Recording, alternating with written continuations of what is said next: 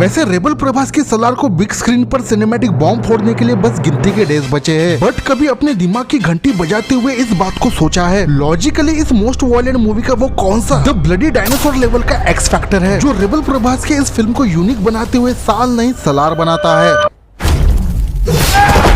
तो सीधे मुद्दे की बात करते हुए जानते हैं कि the most violent man Salaar movie के सुपर पोस्ट क्रेडिट सीन में हमें क्या देखने को मिल सकता है। तो ऑफ कोर्स ये बात सभी को पता है कि the most violent man Salaar Jurassic park के इस डायनासोर की ओरिजिन मूवी को 2 पार्ट्स के सागा के साथ बनाया जा रहा है। तो उस हिसाब से देखा जाए तो पूरा लॉजिक लगाते हुए डेफिनेटली सलार मूवी के ओपन एंडिंग वाले हाई वोल्टेज क्लाइमैक्स के बाद तब डेफिनेटली मूवी के एंड में एक से ज्यादा पोस्ट क्रेडिट सीन हमें देखने को मिल सकते हैं, जिसमें से एक पोस्ट या मिड क्रेडिट सीन क्योटिक तरीके से सलार के पार्ट 2 में सीज फायर को तोड़ने वाला ब्रूटल सैवेज सुपर विलन को उस क्रेडिट सीन में इंट्रोड्यूस करा सकते हैं जो सलार से दुश्मनी करते हुए जुरासिक पार्क को हिलाने का कैलिबर रखेगा। वही सलार मूवी के दूसरे पोस्ट या मिड क्रेडिट सीन में सारे फैंस और ऑडियंस को सरप्राइजिंगली शॉक करते हुए रॉकी द मॉन्स्टर के केजीएफ चैप्टर 3 को भी सेटअप किया जा सकता है, जिसके बारे में हम आगे डिटेल में बात करेंगे। बट केजीएफ 3 के अलावा भी इस यूनिवर्स की नेक्स्ट मूवी बघीरा मूवी की भी वायलेंट ग्लिम्स हमें सलार के बॉम्ब ब्लास्टिक पोस्ट क्रेडिट सीन में हमें देखने को मिल सकते हैं, जो डेफिनेटली सलार मूवी का one of the biggest highlight होने वाला है। इसके अलावा सलार मूवी को कोई चीज यूनिक बनाती है तो वो है उसके विजुअल्स। अब ये बात सभी को पता है कि सलार इस मूवी को ऑलमोस्ट 250 फकिंग करोड़ के बजट के अंदर बनाया गया है, और ये भी बात बताने की जरूरत ही नहीं होनी चाहिए कि सलार सागा के स्टनिंग सिनेमेटोग्राफी से लेकर क्वालिटी वीएफएक्स सीजीआई बिना किसी कॉम्प्रोमाइज के टॉप नॉच लेवल की होने वाली है, क्योंकि आंखों को चरम सुख देने वाला एक्स फैक्टर ये है कि रेबल प्रभास की सलार इंडिया की वो फर्स्ट मूवी होगी जिसे डीसीटी यानी डार्क सेंट्रिक थीम वाले टेक्नोलॉजी का यूज करके मूवी के हर फ्रेम को इपिक बनाने के लिए शूट किया जा रहा है। और हार्ट बीट्स को पंप करने वाली बात यह है कि हॉलीवुड में इस टेक्नोलॉजी को क्रिस्टोफर नोलन ने cult classic dark night trilogy से लेकर 10 मैट्रिक्स जैसे ऑल टाइम ब्लॉकबस्टर मूवीज के अंदर इसे यूज किया गया है। तो उस हिसाब से लॉजिकली देखा जाए तो रेबल प्रभास की सलार ये मूवी सिनेफाइल ऑडियंस के लिए किसी विजुअल ट्रीट से कम नहीं होगी। इसके अलावा हमने पोस्ट क्रेडिट सीन के ऊपर बात की है तो तब तो ऑब्वियसली सिनेमैटिक बॉम्ब फोड़ने वाला रॉकी द मॉन्स्टर के सुपर एक्स फैक्टर नॉस्टैल्जिया से भरे कैमियो के ऊपर बात करना तो बनता है। तो अब पूरी तरीके से न्यूट्रल होते हुए लॉजिकल वे में देखा जाए तो ऑनेस्टली कहूँ तो 100 में से 99% के चांसेस रॉकी द मॉन्स्टर का हाई वोल्टेज कैमियो शायद ही हमें सलार पार्ट 1 सीज फायर के अंदर देखने को मिल सकता है। बट 1% के साथ अब भी वो जोरदार उम्मीद दिल में मोमबत्ती लगाती हुई जगी हुई है कि कहीं ना कहीं रेबल प्रभास के सलार फिल्म के किसी न किसी कोने में रॉकी द मॉन्स्टर का रेफरेंस हिंट या केजीएफ चैप्टर 3 के इवेंट्स या क्योटिक टाइमलाइन को मेंशन किया जाएगा, और हिडनली रॉकी द मॉन्स्टर का यूज करते हुए मुझे इतना भी सलार मूवी के अंदर देखने को मिलता है लिटरली तब मैं उस छुपे हुए राज के ग्लिम्स को देखकर ही सेटिस्फाइड हो जाऊंगा, क्योंकि तुम्हें भी कहीं ना कहीं ये बात पता है कि रॉकी द मॉन्स्टर की सलार मूवी के अंदर कैमियो मारने की पॉसिबिलिटी बहुत कम है, और गलती से भी ये ब्लडी कैमियो हमें सलार मूवी के अंदर देखने को मिलता है तब तो भाई साहब भगवान ही बचाए उस हर रिकॉर्ड को जो इंडिया के बॉक्स ऑफिस के ऊपर ब्रूटली टूटेंगे। इसके अलावा रही बात the glorious KGF cinematic universe की, तो already the most violent man Salaar के टीजर के अंदर केजीएफ चैप्टर 2 के 2 फकिंग रेफरेंसेस हमें देखने को मिले हैं, जिसमें से ऑब्वियसली सभी के फैन थ्योरीज को सच करने वाला एक मिलिट्री कैंप वाला सीन था। बट इसके अलावा भी आने वाले स्टॉर्म की वार्निंग देने वाले सलार के टीजर के अंदर एक पार्लियामेंट टाइप के सीन्स के ग्लिम्स हमें देखने को मिलते हैं, जिसका काइंड ऑफ सिमिलर वर्जन हमने केजीएफ चैप्टर 2 के क्लाइमैक्स में देखा था। तो लॉजिकली देखा जाए तो 50-50% के चांसेस के साथ इस चीज की हाई पॉसिबिलिटी है कि केजीएफ के क्लाइमैक्स में रॉकी भाई जिस आर्मी के साथ पार्लियामेंट में जाता है उसका commander the most violent man Salaar उस टाइम पर वहाँ पर मौजूद था। तो सारे तंत्र मंत्र लॉजिक फैन थ्योरीज को लगाते हुए देखा जाए तो केजीएफ के चैप्टर 2 में ही सलार की पैरेलल स्टोरी चल रही थी, जिसका दिल को सिनेमैटिक ऑर्गेज्म देने वाला क्लियर कट मतलब यही निकलता है कि केजीएफ का माइंड को ब्लास्ट करने वाला यूनिवर्स चैप्टर 2 से ही सेटअप हो चुका है, जिसकी नेक्स्ट गूज़बम्प देने वाली movie the most violent man Salaar है। और यही वो बज़ हाइप और तापमान बढ़ाने वाले सलार मूवी के यूनिक लॉजिकल एक्स फैक्टर्स है जो रेबल प्रभास के इस मोस्ट वायलेंट मूवी को साल नहीं सलार बनाता है। तो इसी बात पर जीबीएफ का ये वीडियो तुम्हें दिल पे लगा हो तो लाइक शेयर और सब्सक्राइब करना, ज्यादा बात करनी हो तो इंस्टाग्राम और ट्विटर पे आ जाना। तब तक मैं मिलता हूँ किसी नए कंटेंट के साथ। Take care, good bye.